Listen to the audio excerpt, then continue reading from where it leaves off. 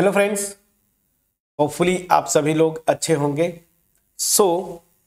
Last video में जो मैंने होमवर्क नहीं दिया था, ये क्वेश्चन जस्ट मैंने बोला था आपको कि एक क्वेश्चन और करवा दूंगा सीआर इक्वेशन वेरीफाई करने पे। एक कंप्लीट क्वेश्चन है ये, कई यूनिवर्सिटीज में होम एग्जाम्स में आया हुआ है। क्वेश्चन क्या बोलता है, prove that the function F Z where F Z इस तरीके से डिफाइंड है is continuous and CR equations are satisfied at the origin but f dash z does not exist at z is equal to 0। अब ये example मैंने इसलिए लिया है कि इसका कुछ पार्ट जो ऑलरेडी मैं कर चुका हूं। सबसे पहला कि कॉन्टिन्यूटी ये कर चुके हैं इस फंक्शन का, और डेरिवेटिव एग्जिस्ट नहीं करता ये भी कर चुके हैं। याद करिए जहां पे मैं डिफरेंशियबिलिटी डिस्कस किया था, सेम एग्जाम्पल किया है, आप वहां पे जाके देख सकते हैं। तो कॉन्टिन्यूअस है ये कर चुके हैं, डेरिवेटिव एग्जिस्ट नहीं करता ओरिजिन पे ये भी कर चुके हैं। रह गया था एक part, CR equations are satisfied. अब याद होगा अगर आपको, तो इस फंक्शन का रियल और इमेजिनरी पार्ट्स की अगर मैं बात बोलूं तो रियल पार्ट जो है यू एक्स वाई, ये क्या है ध्यान दीजिएगा। रियल पार्ट हमने किया था एक्स क्यूब यहां से और यहां से minus Y cube divided by X square plus Y square, and the imaginary part v is यहां से देखिए एक्स क्यूब और यहां से प्लस वाई क्यूब। तो इमेजिनरी पार्ट जो मेरा था X cube plus Y cube upon X square plus Y square, ठीक है ना।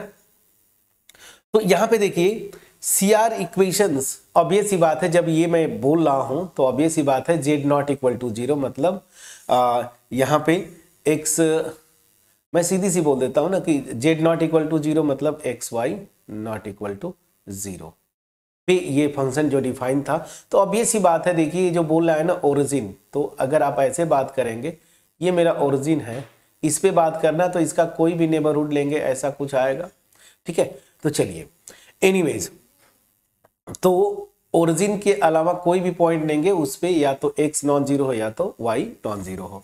एनीवेज अब यहां पे मैं सीधे सीधे हमें क्या दिखाना है, सीआर इक्वेशन सेटिस्फाई करेगा।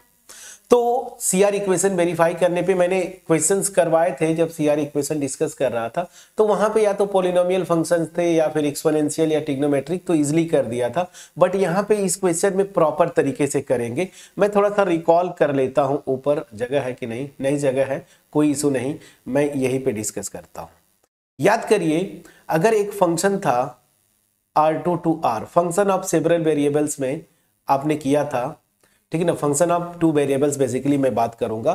तो इस फंक्शन का partial derivative with respect to x, और यहां पे कोई भी पॉइंट इसके डोमेन ऑफ डिफिनीशन में मैं अगर a भी लेता हूं तो क्या था जरा याद करिए, पार्शियल डेरिवेटिव x के रिस्पेक्ट में उसका जो डिफिनीशन था, ये limit h tends to 0 f of a plus h, ठीक है, comma B minus F of A B, ठीक है ना, डिवाइडेड बाई एच, प्रोवाइडेड ये लिमिट एग्जिस्ट करे, ठीक है ना। तो ये था पार्शियल डेरिवेटिव एक्स के रिस्पेक्ट में जो डेफिनेशन हमने किया था। अब मैं आता हूं यू वाई, मतलब यू मैं बोल रहा हूं, सॉरी मैं एक्चुअली यहां पे यू देख रहा हूं, ठीक है, कोई बात नहीं। ये फंक्शन अगर एक एफ है तो एफ एक्स, उसी तरीके से F Y at the point A B, ये क्या हुआ करता था, limit k tends to 0 f of a, अगर y के रिस्पेक्ट में करेंगे तो यहां पे आता था b plus K minus f of A B, ठीक है ना, और यहां पे k, प्लीज चेक करिएगा प्रोवाइडेड ये भी लिमिट एग्जिस्ट करे। ये था पार्शियल डेरिवेटिव का डिफिनीशन, या जैसे हम निकालते थे प्रोवाइडेड ये बोथ लिमिट्स एग्जिस्ट, वो मैं बोल रहा हूं, लिख नहीं रहा हूं, ठीक है।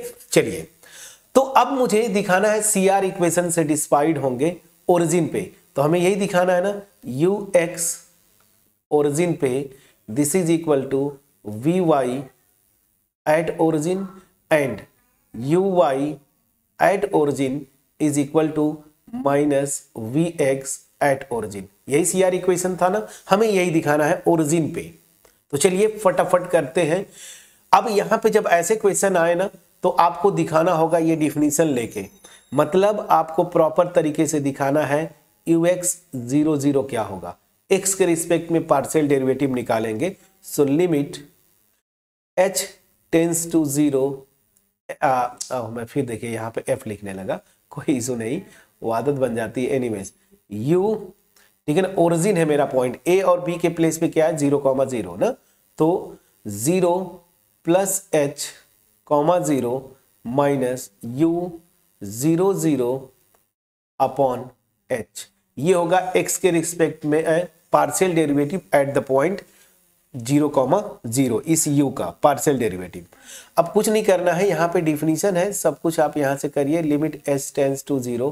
अब इसका मतलब क्या हुआ, ये मेरा हो जाएगा, एक स्टेप और कर दूं, चलिए h, 0 माइनस, मैं पूरा स्टेप ही लिख देता हूं, चलिए दिस बाई h, ठीक है। अब चलिए यहीं पे आ जाएगा, तो यहीं पे आ जाएगा, तो कर देते हैं लिमिट h टेंस टू 0। अब ध्यान दीजिए, इसका मतलब है कि जो u है मेरा x के प्लेस पे, जहां जहां u है वहां पे x के प्लेस पे h, y के प्लेस पे 0, मेरा ये u है, यहां पे रखेंगे आप, तो क्या होगा, पहला h3, और ये -0 इसको हटा दिया, अपॉन h², y के प्लेस पे 0 रख रहा हूं ना, देखिए माइनस u00। तो यहां पे देखिए जब 0,0 है तो इसकी वैल्यू 0 दी हुई है, तो डायरेक्ट मैंने कर दिया अपॉन h, ठीक है।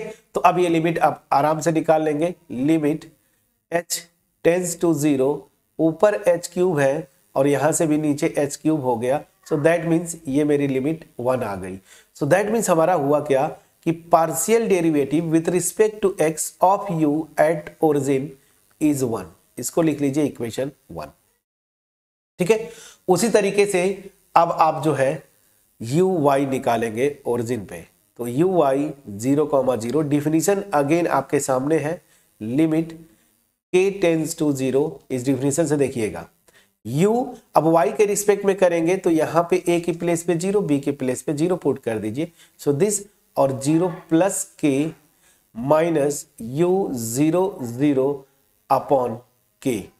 अब सारी चीजें मैंने ऊपर कैलकुलेट की है, तो अब मैं थोड़ा एक स्टेप आगे बढ़ के करूंगा। देखिए इस u में h के प्लेस पे 0 और y के प्लेस पे k रखेंगे यहाँ पे, तो ये तो 0 हो गया, तो यहां से क्या आएगा, -k³ अपॉन k²।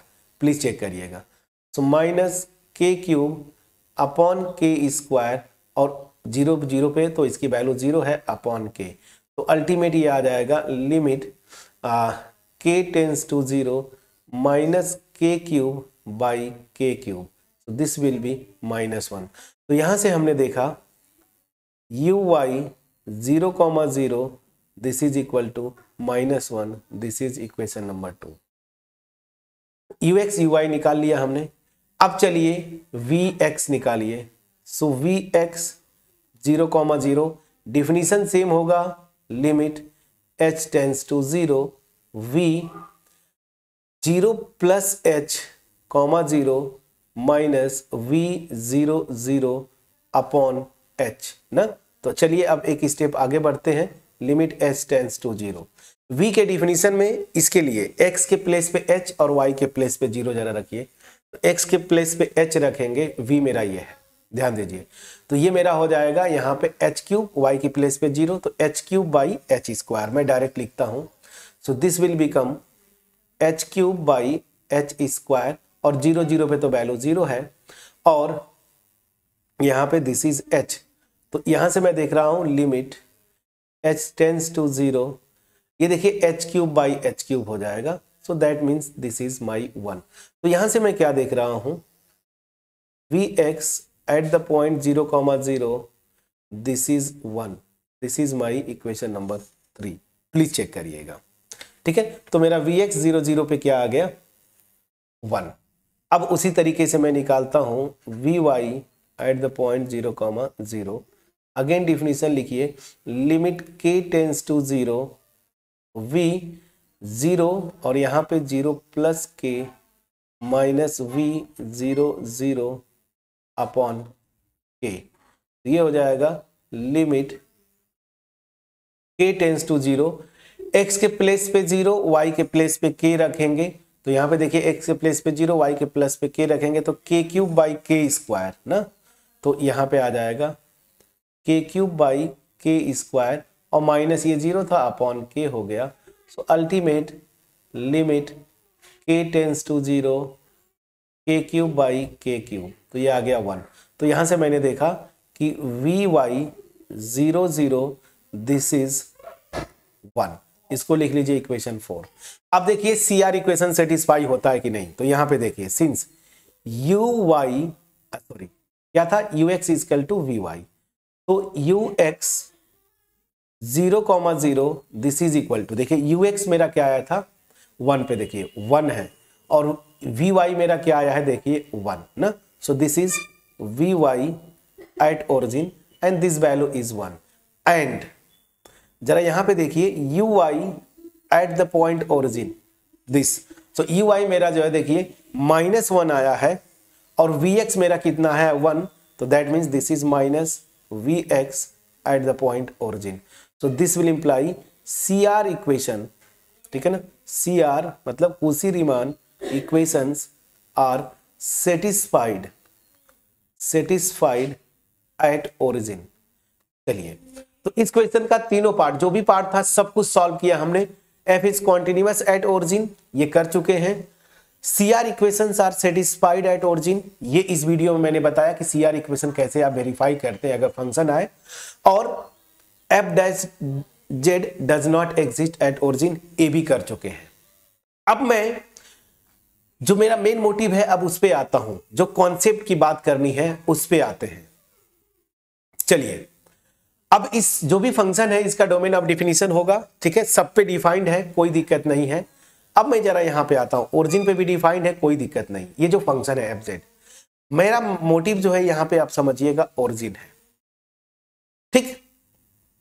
तो याद करिए थ्योरम को, जब मैं z0 को ले रहा था x0 प्लस iy0, और मैंने CR इक्वेशन जब बताया था और उसका सफिशिएंट कंडीशन भी बताया था, जरा याद रखिए, याद करिए क्या था कि अगर सफिशिएंट कंडीशन दोनों, इस पॉइंट पे फंक्शन क्या एनालिटिक है, ठीक है ना, इस पॉइंट पे फंक्शन अगर एनालिटिक है, एनालिटिक वाला छोड़िए, मैंने जो आपको बोला था डिफरेंशियबिलिटी के ना, सिंगल पॉइंट पे मैंने जो बात किया था डिफरेंशियबिलिटी, उसके बाद हम पूरे रीजन में गए थे ना। तो चलिए, जो पॉइंट की बात करता हूं मैं, सिंपली डिफरेंशियबिलिटी पे आता हूं। क्या डिफिनीशन था, अगर डिफिनीशन नहीं, थ्योरम जो याद करिए मैंने लिखा था पहला थ्योरम, ठीक है। तो CR इक्वेशन पे आइए जो मैंने आपको बताया था, तो वो स्टेटमेंट क्या था याद करिए, इस पॉइंट पे अगर फंक्शन डिफरेंशिएबल है, ठीक, तो वन वे रिजल्ट इधर से था कि इसके इस पॉइंट पे पार्शियल डेरिवेटिव्स एग्जिस्ट करेंगे, मतलब ये जो पार्शियल डेरिवेटिव ये मैंने लिखा, इस पॉइंट पे पार्शियल डेरिवेटिव्स एग्जिस्ट करेंगे, ठीक है ना, और ये CR इक्वेशन को सेटिस्फाई करेंगे। कन्वर्स पार्ट पे आते हैं, कन्वर्स पार्ट पे अब आते हैं ऐसे। तो कन्वर्स पार्ट ये था, यही पे मेन थ्योरम का स्टेट, मतलब जो मैं बोल रहा हूं ना कि देखिए फंक्शन, अच्छा यहां पे कन्वर्स पार्ट पे आइए। कन्वर्स पार्ट पहले मैं बता देता हूं कि इस पॉइंट, जो मैं पॉइंट ले रहा हूं, इसका मुझे एक नेबरहुड मिले, ठीक है ना, एक नेबरहुड मिले जिसपे फंक्शन ये डिफाइंड हो एफ जेड, ठीक है ना, और ये जो नेबरहुड है इस पॉइंट z0 का, इस नेबरहुड में हर एक पॉइंट पे फंक्शन के पार्शियल डेरिवेटिव्स एग्जिस्ट करे, और ये जो पार्शियल डेरिवेटिव्स है इस पॉइंट पे कॉन्टिन्यूअस हो, तो इधर उल्टा भी ट्रू था, तो ये डेरिवेटिव एग्जिस्ट करेगा। तो यहां पे ध्यान दीजिए प्रॉब्लम कहां पे हो रही है। ये पार्शियल डेरिवेटिव्स की अगर मैं बात बोलता हूं इस पॉइंट पे, तो देखिए इस पॉइंट पे अगर पार्शियल डेरिवेटिव की मैं बात बोलता हूं तो ये सब के सब कॉन्टिन्यूअस है। देखिए पार्शियल डेरिवेटिव्स की अगर मैं बात बोल रहा हूं तो कॉन्टिन्यूअस है। तो फिर प्रॉब्लम कहां पे हो रही है कि ये फंक्शन डिफरेंशिएबल क्यों नहीं हो रहा, ये कन्वर्स पार्ट होल्ड क्यों नहीं कर रहा है। इस पॉइंट पे फंक्शन को डिफरेंशिएबल होना चाहिए ना। तो यहां पे लॉजिक क्या है फ्रेंड्स, अब मैं जरा आता हूं, ये देखिए ये नेबरहुड बना दिया, मान लीजिए इप्सिलॉन नेबरहुड, इसके नेबरहुड में जीरो को छोड़ दीजिए तो कोई भी पॉइंट लेंगे वो नॉन जीरो होगा। तो इसका जो कन्वर्स वाला स्टेटमेंट था ना, उस पे जरा मैं रिकॉल करता हूं, वहीं पे गड़बड़ी हो रही है क्या। ये मेरा ओरिजिन है, अब इस पॉइंट को मैं प्रॉपर ड्रॉ करता हूं। जो कन्वर्स पार्ट का स्टेटमेंट था कि इस पॉइंट का एक नेबरहुड मिले, थ्रू आउट द नेबरहुड इसके पार्शियल डेरिवेटिव्स एग्जिस्ट करने चाहिए और उस पॉइंट पे कॉन्टिन्यूअस होने चाहिए। पार्शियल डेरिवेटिव इस पॉइंट पे तो कॉन्टिन्यूअस है, लेकिन प्रॉब्लम कहां पे हो रही है, क्या इस नेबरहुड, जो भी नेबरहुड ले रहा हूं ना इस ओरिजिन का, उस पे क्या सारे के सारे पार्शियल डेरिवेटिव्स एग्जिस्ट करते हैं, यही पे प्रॉब्लम होगी। अदरवाइज अगर एग्जिस्ट करते इस नेबरहुड के सारे पॉइंट पे और इस पॉइंट पे पार्शियल डेरिवेटिव ऑलरेडी कॉन्टिन्यूअस है, तो ये फंक्शन डिफरेंशिएबल होना चाहिए, मतलब ओरिजिन पे फंक्शन डिफरेंशिएबल होना चाहिए, लेकिन है नहीं। इसका मतलब क्या है, उस जो थ्योरम का स्टेटमेंट है ना वो गड़बड़ है। तो आपका होमवर्क होगा, आप वेरीफाई करेंगे इस ओरिजिन के नेबरहुड में कोई भी पॉइंट, मतलब नॉन जीरो पॉइंट लेना है। जैसे आप कोई भी पॉइंट ले लीजिएगा इस तरह का, मान लीजिए x0 और ये 0 ना, इस नेबरहुड में देखिए ऐसे आएंगे तो नेबरहुड में एक पॉइंट बिल्कुल करीब का ले लीजिएगा इस तरह का, और इस पे जो है पार्शियल डेरिवेटिव जरा निकालने की कोशिश करिएगा, ठीक है ना। क्या सारे के सारे पार्शियल डेरिवेटिव एग्जिस्ट करते हैं, ये आपका होमवर्क है। और होमवर्क मैं दे रहा हूं तो इसका कमेंट सेक्शन में जरूर आपका कमेंट आना चाहिए कि हाँ सर एग्जिस्ट करता है या नहीं करता है। अगर ईच नॉन जीरो पॉइंट पे इसके नेबरहुड में अगर ये पार्शियल डेरिवेटिव एग्जिस्ट करते हैं, तब तो ये डेरिवेटिव एग्जिस्ट करना चाहिए था, क्योंकि वो थ्योरम था, वो प्रूव्ड थ्योरम है। तो कहीं ना कहीं तो प्रॉब्लम होगी फ्रेंड्स। इसको आपको मैंने होमवर्क दिया। मैं जो कॉन्सेप्ट बता रहा हूं इसको बहुत बारीकी से समझिएगा, क्योंकि ये नेक्स्ट लेवल का कॉन्सेप्ट है।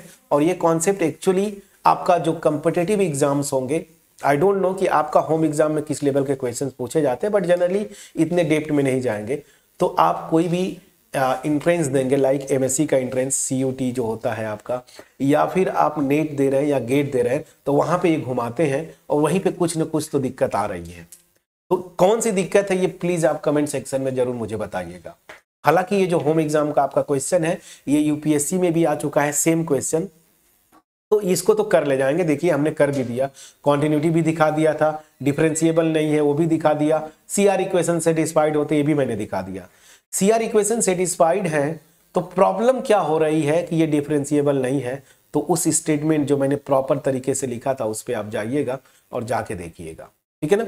तो वेरीफाई करिएगा मैं जो बोला था, ठीक। एनीवेज, अब मेरी तरफ से मैं डैम श्योर हूं कि जितने भी मैंने कॉन्सेप्ट डिस्कस किए और जो भी एग्जांपल्स करवाए मोर देन सफिशिएंट है। लेकिन हाँ दिक्कत ये सफिशिएंट तो उस केस में है कि आप अपने से कुछ क्वेश्चंस को प्रैक्टिस करेंगे। आपके जो एक्चुअल एग्जाम है, होम एग्जाम, चाहे वो बीटेक हो या बीएससी 6 सेम का एनईपी का हो, जहां पे ये सिलेबस है एनालिटिक फंक्शन, उस पे आप कितने आपके लास्ट ईयर के क्वेश्चंस जो है वो प्रैक्टिस करते हैं, या फिर जो भी बुक आपके यूनिवर्सिटी में चलती है, आई डोंट नो कौन सी बुक प्रिस्क्राइब्ड है, उसको आप थॉरोली पढ़ते हैं क्या। न्यूमेरिकल्स नहीं करेंगे तो फिर चीजें अधूरी रह जाएंगी। न्यूमेरिकल्स करना है, ठीक है ना। पहले कॉन्सेप्ट बनाना था, मैंने पूरा डेप्थ कॉन्सेप्ट देने की कोशिश किया बेसिक लेवल पे। अब इस कॉन्सेप्ट को यूज करके न्यूमेरिकल्स भी मैंने करवाए। अब और एग्जाम्पल, जितने न्यूमेरिकल्स और ज्यादा करेंगे उतना सोच के, रटना नहीं है, सोच के आपको करना है, ठीक है। तो अब मेरी जो नेक्स्ट टॉपिक मेरी तरफ से जो स्टार्ट होगा वो क्या होगा, आपका कॉम्प्लेक्स इंटीग्रेशन, ठीक है ना। मेरे ख्याल से जो सिलेबस है उसको फिर से मैं देखूंगा, बट मेरे ख्याल से नेक्स्ट जो आएगा कॉम्प्लेक्स इंटीग्रेशन ही आएगा। उसके बाद फिर जो है ये जो लॉरेंट्ज और टेलर सीरीज जो बात करते हैं, उसके बाद रेजिड्यू। कहां तक सिलेबस है एनईपी का मैं एक बार फिर से देखूंगा, बट कॉम्प्लेक्स इंटीग्रेशन जरूर होगा। तो नेक्स्ट वीडियो में हम कॉम्प्लेक्स इंटीग्रेशन शुरू करेंगे, जहां से हर एक एग्जाम में क्वेश्चन बने हैं। चाहे होम एग्जाम ले लीजिए, आप नेट ले लीजिए, आप गेट ले लीजिए, इवन आप यूपीएससी ले लीजिए, या कोई भी एग्जाम जहां पे ये सिलेबस हो, चाहे वो रिटन या एमसीक्यूज, कॉम्प्लेक्स इंटीग्रेशन से तो क्वेश्चन बनेगा ही बनेगा। एनालिटिक फंक्शन से भी बनते हैं, कॉन्टिन्यूसली बनते आ रहे हैं, तो यहां से भी आपका क्वेश्चंस बनेंगे, बट इंटीग्रेशन से भी क्वेश्चन बनते हैं, कॉम्प्लेक्स इंटीग्रेशन, उसको हम डेप्थ में करेंगे, ठीक है। सो मिलते हैं नेक्स्ट वीडियो में, तब तक अपना ख्याल रखें, पढ़ाई करते रहें। मेरा जो एफर्ट है अगर आपके पास पहुंच पाया होगा, कमेंट सेक्शन में जरूर कमेंट के थ्रू बताइएगा। अगर वीडियो अच्छी लगी हो लाइक करिएगा, फ्रेंड्स के साथ शेयर करिए, और मोस्ट इंपॉर्टेंटली इस पर्टिकुलर चैनल के लिए मैं बोलूँगा, अगर चैनल पे नए हैं सब्सक्राइब जरूर करिए, और स्पेशली उन फ्रेंड्स के साथ जो आप रेगुलरली विजिट करते हैं चैनल को बट अभी तक सब्सक्राइब नहीं किया, जरूर सब्सक्राइब करें। मेरा जो मोटिव है मास में लोगों के पास क्वालिटी कंटेंट डिलीवर करना, इसमें आप पार्टिसिपेंट बने। ठीक है, चलिए मिलते हैं नेक्स्ट वीडियो में, तब तक अपना ख्याल रखें, पढ़ाई करते रहें। Thank you so much for watching my videos.